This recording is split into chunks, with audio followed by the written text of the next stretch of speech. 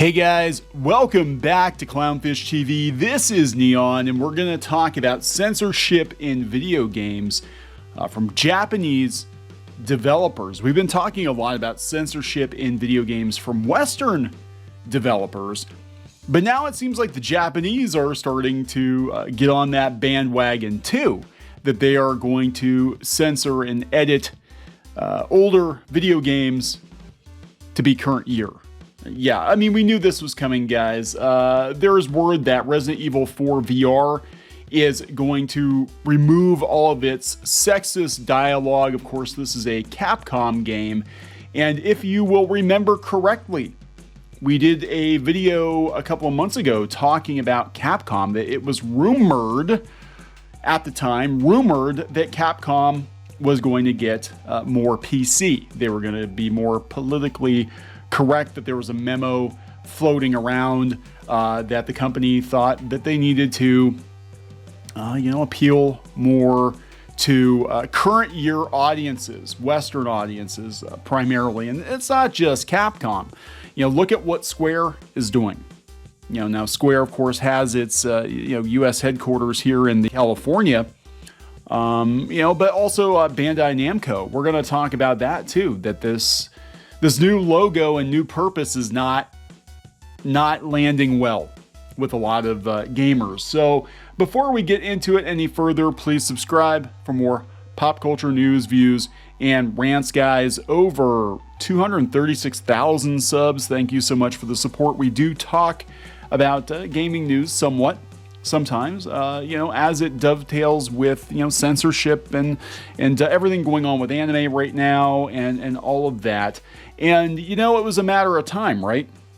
Video games are a massive platform, and anytime you've got a massive platform, you've got people that are just itching to get their hands on it. And now they've come for Resident Evil.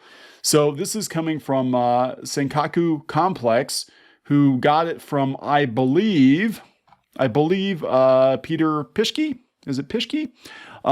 Who said that, yeah, they're censoring Resident Evil 4 for Oculus VR. Very interesting. Let's look at this article here. Capcom has begun descending even farther down the route of catering to the woke crowd. This is their words, not mine. As the VR version of Resident Evil 4 has all flirtatious and offensive dialogue directed toward women removed, perhaps a predictable turn of events considering the conclusion of Resident Evil Village. And again, this was rumored that they wanted to be more progressive and more inclusive.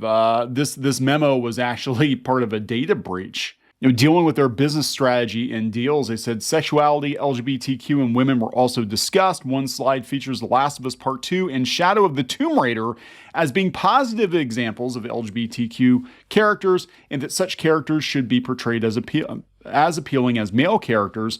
Capcom did note that certain regions view LGBTQ characters negatively. Well, China now, for sure.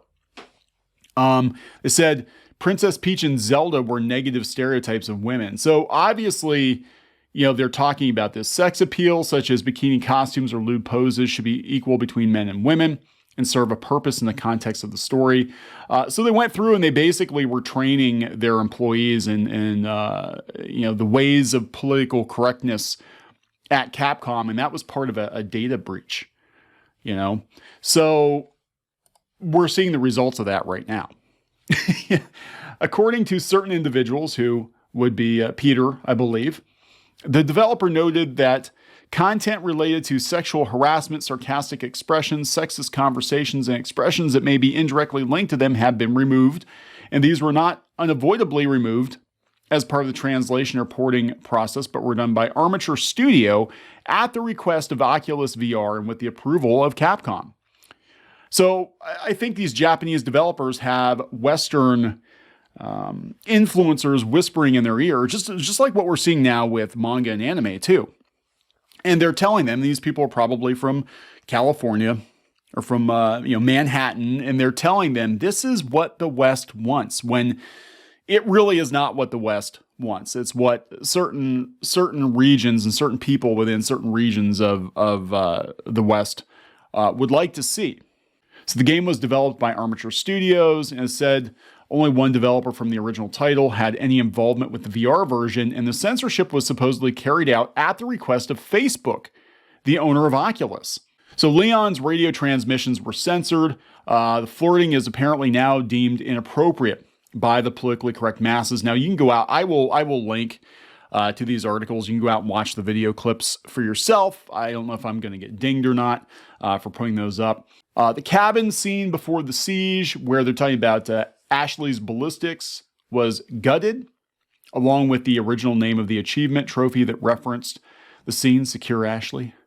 Here's the uncensored version. Even small lines involving female corpses were removed, with this one in particular proving baffling. I guess no one is safe here. A text from the original game. I guess there's no sex discrimination here. Yeah. Significant majority of the ending was removed. Certain have many confused at how Capcom thought players familiar with the original game wouldn't notice. Censorship will probably not prove surprising to those familiar with politically correct agendas in Western gaming. The leaked Capcom presentation where employees were instructed about inclusion and diversity is clearly now coming into effect. Yeah, that was my first thought too. Everybody's like, no, Capcom will never bend the knee. Capcom will never go woke. Capcom, hell no. That's not going to happen. Here it is, guys. Here it is. Even before the leak, the Resident Evil franchise was slowly becoming corrupted by the politics of the West. Again, their words, not mine.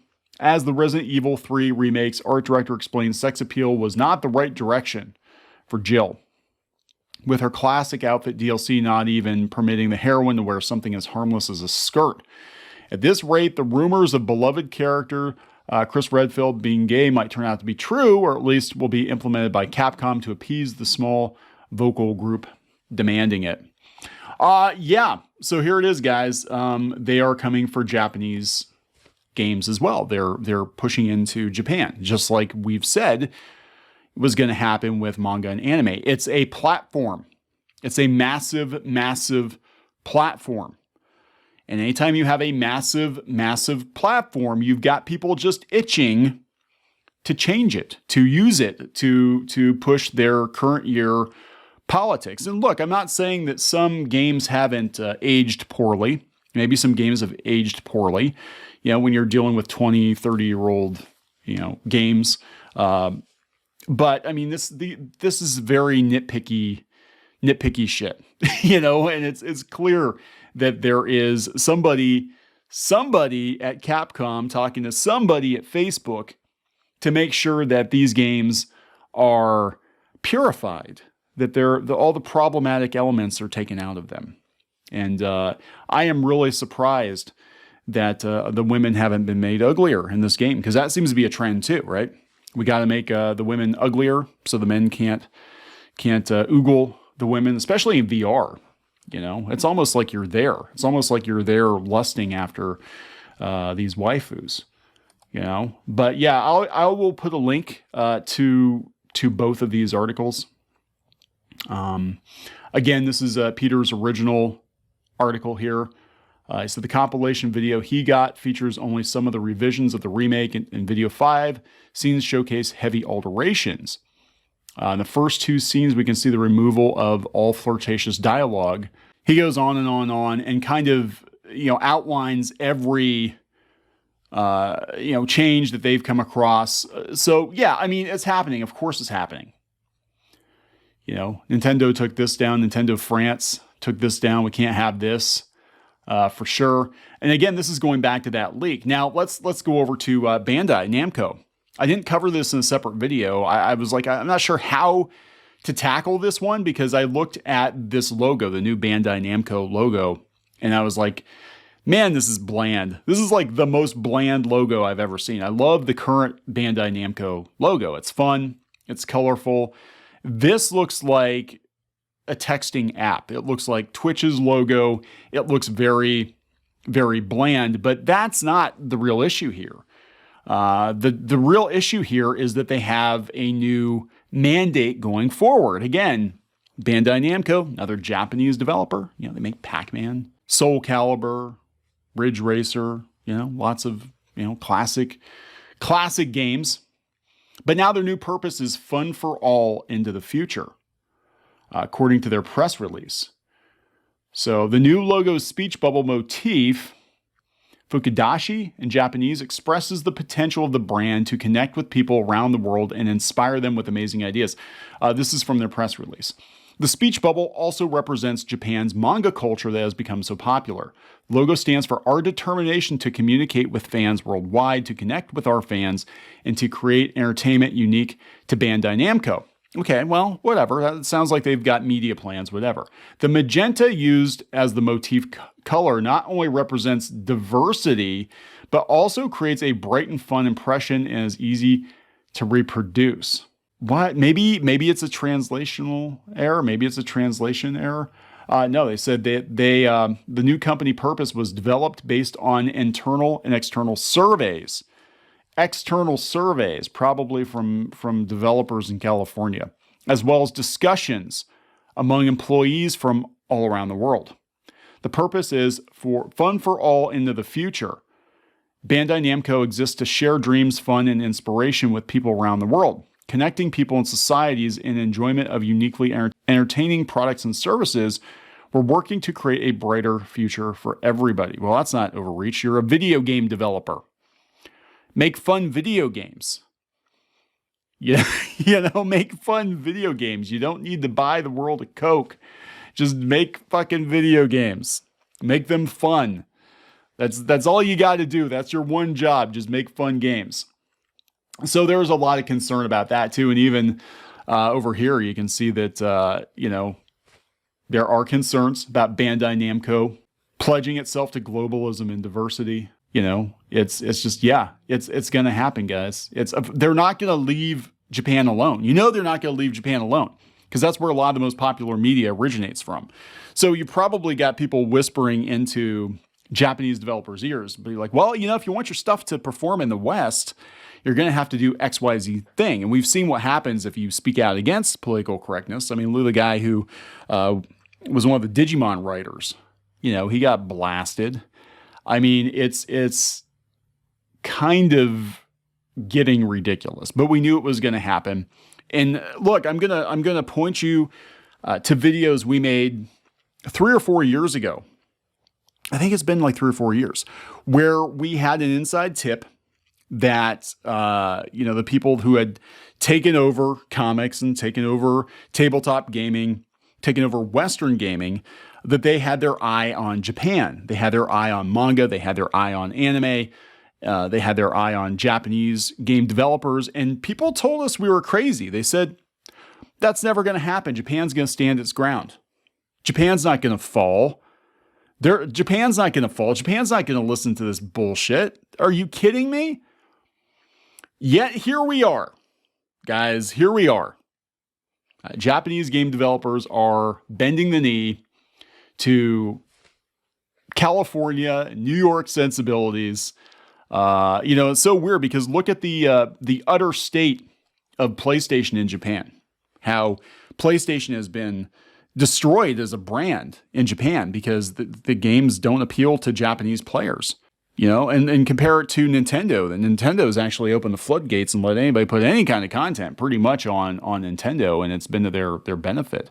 But PlayStation, which once was a bastion of uncensored or at least a little edgier Japanese content, Nintendo used to be censor happy. Now it's absolutely become censored, watered down Western console for Western audiences. And, one by one, they're going to pick off the big developers, Capcom, Bandai, Konami, probably, Square. We've definitely seen Square make some decisions lately that were kind of like, what are you talking about? Why are you doing that? Just make fun games. That's all you got to do. But, again, big platform, big money, big influence. And there are literally people out there who are scheming, trying to get their hands on the biggest platform they can, whether it's a movie franchise or a video game franchise, popular comic book series. These people don't make things. They just attach themselves to a popular IP. And then they ride it and they try to inject their political views into what is supposed to be just a fun pastime. But China gets it. China's like, video games and movies, TV, it's bigger than just entertainment. It actually influences culture. And, which is why they put their ridiculous guidelines, and because they're like, this is what we want our culture to be like, so we're not going to let you do XYZ thing. So it could totally happen here in the West, totally happen in Japan. They're just going to do a 180 from what's going on in China. And it's all censorship. It's all censorship. It's all the same thing. So I'm going to wrap this one up. Definitely the time is right for more independent creators, more small studios, whether it's comics or games or whatever, to kind of rise up and fill the void, because I think eventually people are going to walk away from a lot of these beloved franchises that have survived for decades, and they've all been destroyed and defaced in the matter of like 5 or 6 years. Absolutely ridiculous. Gonna wrap it up. Please subscribe for more pop culture news, views, and rants, guys. We'll talk later.